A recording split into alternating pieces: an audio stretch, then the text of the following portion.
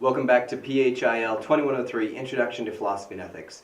This lecture is about individualism, which is a way of seeing life that is a branch within philosophy. Now, individualism is an amazing topic because in society today, we are radically individualistic people, which is ironic because if you notice, all of us have social media sites. We try to be a group in the way we view things, but yet at the same time we make comments like, what I believe is true is what's true for me, and what you believe is true is what's true for you. So individualism has gotten into the core of who we are. In its most basic form, individualism says, I am the center of the universe. I am the ultimate authority. I am the one who gets to decide, for me at the very least, what is right and what is wrong. Individualism is the belief that the individual is the primary reality, and that our understanding of the universe and our lifestyles should be centered around only ourselves and what we believe. This has many shapes and forms. For example, utilitarian individualism focuses on personal achievement and material success. In utilitarian individualism, social systems are merely seen as stepping stones for attaining individual goals. So, for example, you may be striving towards a top position within a club, which is a social setting or a socially monitored system, but yet that goal is to become the king or to become the high roller in that position or in that society. It's an individualistic goal. If you look in your scriptures, you'll see in the book of Ecclesiastes, chapter 2, verses 1 through 11, this utilitarianism or this individualism being expressed. Now, I mentioned in one of your previous videos that you're going to have to wrestle with Martin Luther King's statement about what it means to be tough-minded and tender-hearted. Well, here, Martin Luther King has an amazing commentary on individualism. He says this, "The hard-hearted person never truly loves.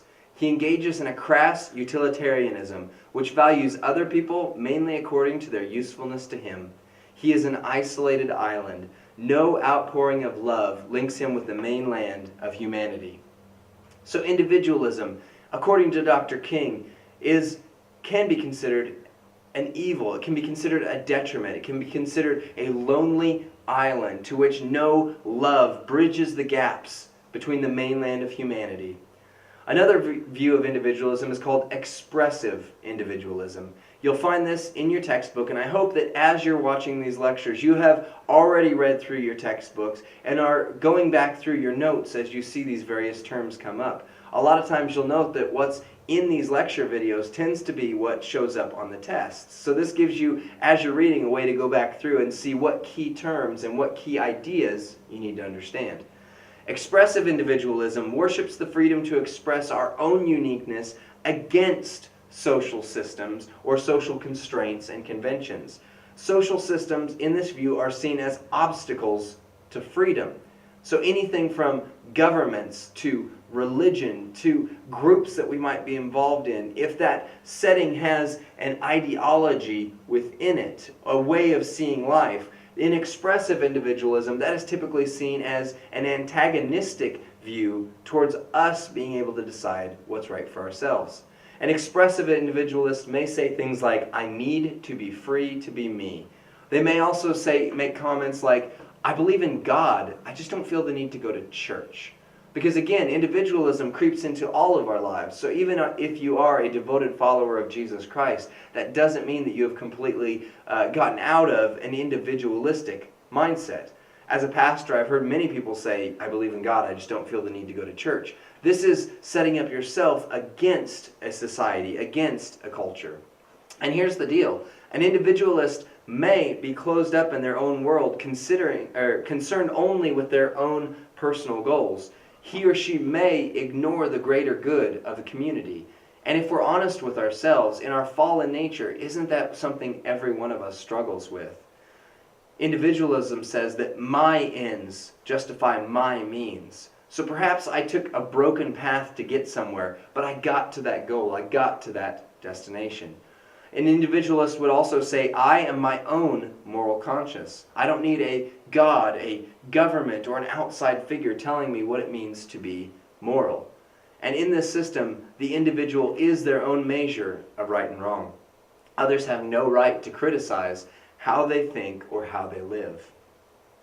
If personal freedom and fulfillment are our highest values, then the four cardinal virtues tend to get overlapped or ignored. These would be prudence, courage, moderation, and justice, because they become unacceptable hindrances to the extent that they conflict with our personal ideologies or our personal views of freedom.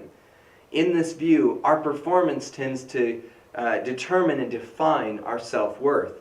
What we do and what we accomplish is often equated with who we are.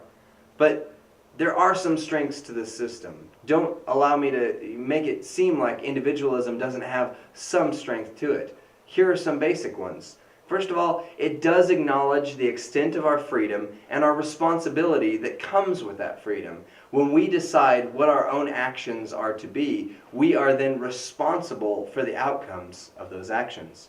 Secondly, it affirms our need to make a difference. Individualism is correct in saying that one person can make a difference. In this course, you're going to be studying the life a little bit of Dr. Martin Luther King and be reading through his readings. And I say this all the time on the on-campus version of this class.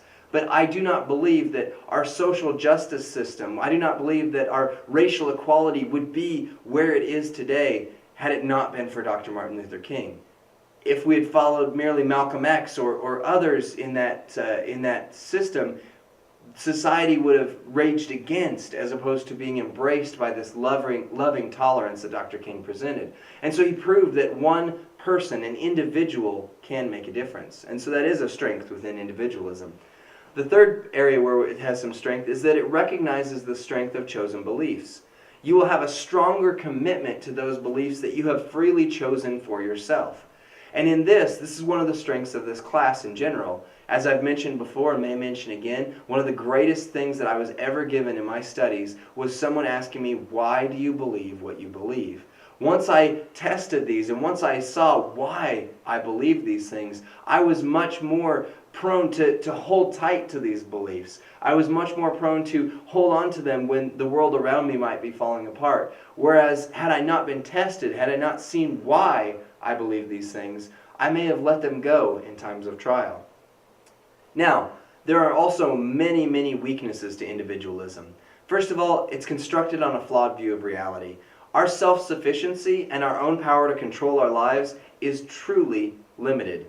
And within the religious sphere of Christianity, Christianity itself teaches us that we derive our value from God, who is the true center of the universe. So this means that we as individuals are not, which goes against the grain of true individualism. Second of all, it's constructed on a flawed view of human nature. It is a fortress mentality. We build a fort, a wall around us so that we can pretend to be the center of the universe. However, this does not allow for risks of freedom within relationship, and as Dr. King said, genuine love becomes impossible. Third, it has a flawed view of freedom and achievement. In individualism, one is still ultimately dependent on standards set by others. Even if you aspire to be the greatest within a certain social system, a CEO, a MVP, whatever that happens to be, you are still looking for achievement within a social system. It is not truly an individualistic system whatsoever. This has been your introduction to individualism in philosophy and ethics.